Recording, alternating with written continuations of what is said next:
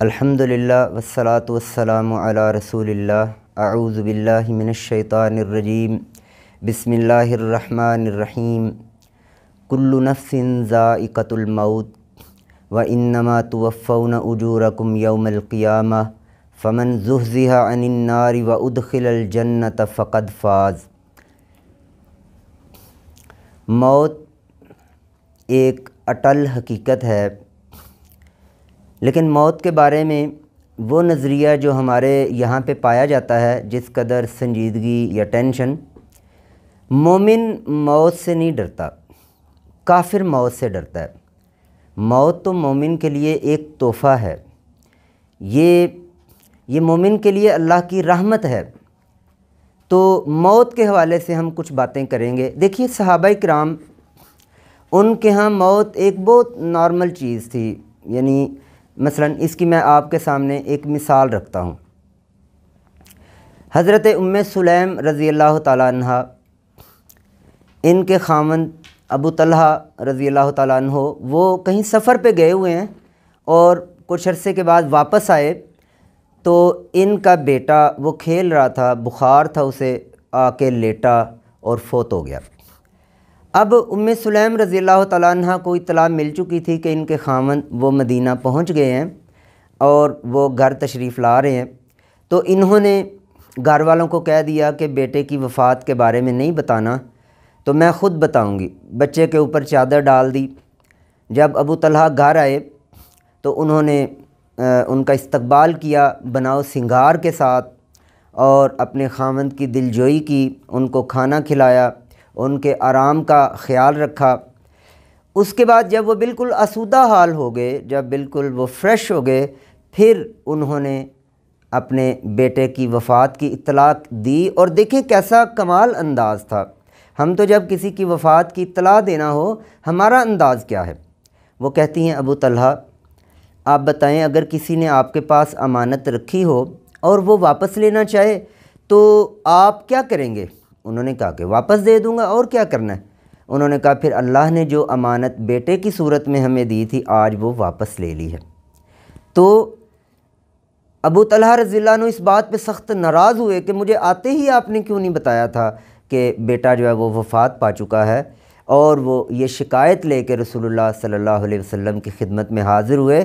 آپ نے بات سن کے ام سلیم رضی اللہ تعالیٰ عنہ کی تعریف فرمائی، ان کی حوصلہ افزائی فرمائی کہ صحیح کیا انہوں نے۔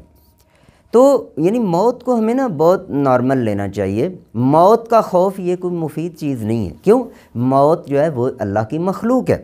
الذی خلق الموت والحیات لیبلوکم ایکم احسن عملا۔ یہ موت اللہ کی مخلوق ہے۔ مخلوق سے مخلوق کو کیا ڈرنا؟ اللہ سے ڈرنا، اور اللہ کا ڈر بھی کیسا ہو کہ اللہ کہیں مجھ سے ناراض نہ ہو جائے، وہ کہیں مجھے میرے حال پہ نہ چھوڑ دے، اور وہ کہیں میرے ساتھ جو ہے وہ جو اس نے نعمتیں ہیں، جو اس نے عطا کی ہیں، وہ مجھ سے چھین نہ لے۔ میدان محشر میں میں نے اللہ کے حضور جواب دہ ہونا ہے، اس جواب دہی کا احساس۔ تو موت جو ہے اس کو ہم کس طرح سے لیں؟ یہ مومن کے لیے اللہ کا تحفہ ہے، گفٹ ہے، تو ہمیں اس کو بطور تحفہ لینا ہے۔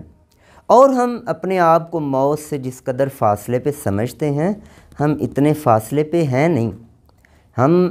ہم تو بلکہ ہم جب جائیں کسی بازار میں، دکان پہ، دکاندار کہتا ہے یہ سوٹ کئی سال چلے گا، آپ خریدیں، اس وقت ہمارے ذہن میں کبھی آیا کہ مجھے تو ایک منٹ کا نہیں پتہ، کئی سالوں کا میں کیا سوچ رہا ہوں، کئی سال سوٹ چلے گا؟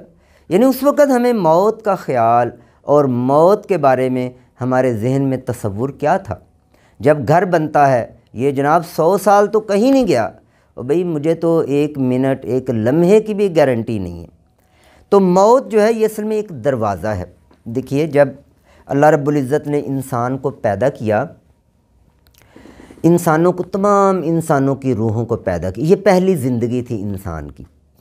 پھر اس کے بعد اللہ نے کچھ باتیں کی، ہمارے رب نے ہمارے سامنے ہم سے باتیں کی۔ اس کے بعد اللہ رب العزت نے ہمیں ڈورمنٹ کر دیا، پھر موت دے دی۔ اس کے بعد پھر ہم اس دنیا میں زندگی پا لی ہم نے، اور ہمیں اللہ تعالیٰ نے جسم کے اندر ہماری روح کو ڈال دیا، اور ہم اس دنیا میں آ گئے۔ یہ ہماری دوسری زندگی ہے۔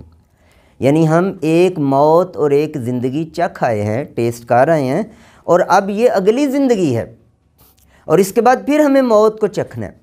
پھر موت یہ وہ دروازہ ہے جس سے گزر کے ہم نے اگلی زندگی میں جانا ہے، اور پھر اس کے بعد وہ زندگی ابدی ہوگی۔ اس کا مطلب انسان فانی نہیں ہے، ابدی ہے۔ اس دنیا کے لحاظ سے تو ہر چیز فانی ہے، لیکن آخرت کے حوالے سے، جنت یا جہنم کے حوالے سے انسان ابدی ہے۔